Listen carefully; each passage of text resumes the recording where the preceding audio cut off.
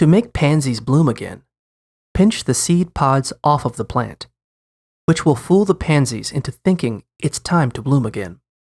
Cut back any excess growth and clip off faded or dead flowers that are still holding on or wilting. You should also fertilize your pansies once every 2 to 3 weeks. To speed up the flowering process, use a fertilizer that's high in phosphorus or bone meal, or a 5-10-5 fertilizer. Water your pansies whenever the soil starts to dry out.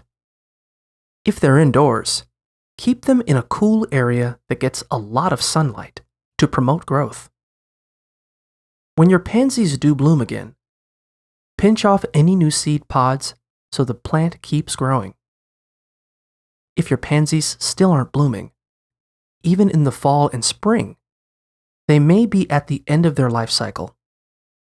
Many pansies stop blooming after a few seasons.